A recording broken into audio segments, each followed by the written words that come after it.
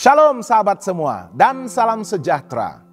Marilah kita memulakan hari kita dengan menyantap firman Tuhan. Sarapan kasih yang membawa terang bagi jalan kita serta kesegaran bagi jiwa kita. Dalam Kejadian 17 ayat 5, firman Tuhan menyatakan, "Namamu tidak akan lagi disebut Abram, melainkan Abraham. Karena engkau telah kutetapkan menjadi bapa sejumlah besar bangsa." Sahabat semua, satu peristiwa yang luar biasa dalam Kejadian 17 adalah apabila Tuhan menukar nama Abram menjadi Abraham. Perubahan ini bukan sekadar perubahan sebutan, tetapi membawa arti yang sangat dalam. Ia merupakan lambang janji, identiti baru dan panggilan hidup yang Tuhan tetapkan atas hidup Abraham. Dan begitu juga kepada kita pada hari ini. Nama Abram bermaksud Bapa yang mulia. Ia menggambarkan martabat atau kedudukan yang baik. Namun Tuhan menukar namanya menjadi Abraham yang berarti Bapa kepada banyak bangsa. Ini adalah satu kenyataan profetik.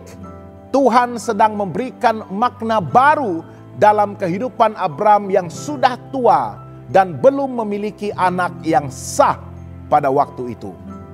Dalam keadaan yang tidak mungkin secara manusiawi, Tuhan mengisytiharkan, "Aku akan menjadikan engkau bapa banyak bangsa." Pertukaran nama ini menandakan perjanjian baru dengan Tuhan, tujuan hidup yang baru, dan tanggung jawab yang baru. Dalam budaya masyarakat Ibrani, nama mewakili identiti dan takdir hidup seseorang. Bila Tuhan menukar nama seseorang itu bermaksud dia sedang memberikan tujuan yang baru kepadanya, memperbaharui perjanjiannya, serta menetapkan identiti yang selaras dengan rancangannya. Ini berlaku juga dalam perjanjian baru. Yesus menukar nama Simon kepada Petrus, batu karang, dan Saulus kepada Paulus. Ia bukan sekadar simbolik, tetapi menunjukkan transformasi batin dan misi hidup seseorang di dalam Tuhan. Apa yang Tuhan nyatakan kepada Abraham tergenapi secara literal. Dia menjadi nenek moyang bagi Israel melalui Ishak. Dia menjadi nenek moyang bangsa Arab melalui Ismail. Dan lebih besar lagi, melalui keturunannya datanglah Yesus Kristus, Juru Selamat dunia yang kita kasihi. Hari ini Abraham dikenali sebagai bapa orang beriman dalam Roma 4 ayat 11. Iman dan ketaatannya menjadi contoh kepada kita semua, bukan hanya secara fisikal tetapi secara rohani. Kita semua yang percaya kepada Kristus termasuk dalam keturunan rohani Abraham. Apakah aplikasi rohani bagi kita pada hari ini?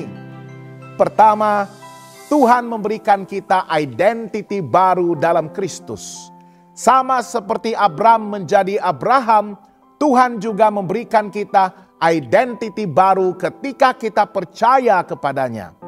Yang lama sudah berlalu, sesungguhnya yang baru sudah datang. Dalam 2 Korintius 5 ayat 17. Identiti kita bukan lagi ditentukan oleh dosa, masa lalu, kelemahan atau kegagalan.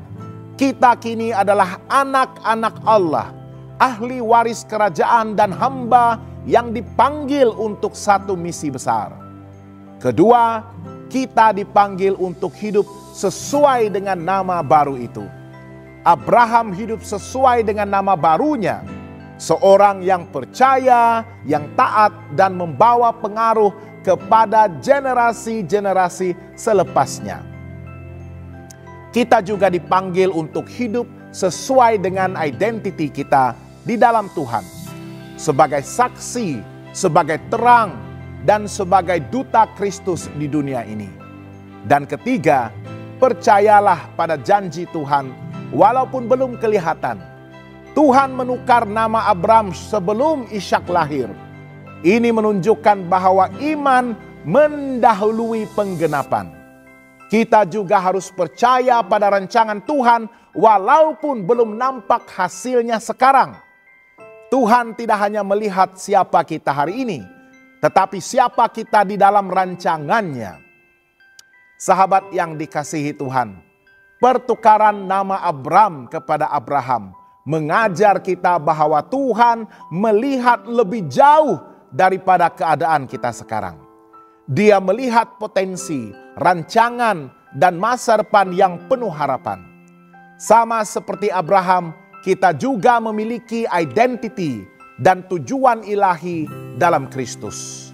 Maka marilah kita hidup sesuai dengan nama baru dan panggilan baru yang Tuhan tetapkan ke atas kita. Dengan iman, ketaatan, dan pengharapan yang teguh kepadanya. Jangan lupa untuk melayari dan subscribe saluran YouTube kami di youtube.com/@hopetv Malay. Tuhan memberkati dan selamat bersarapan.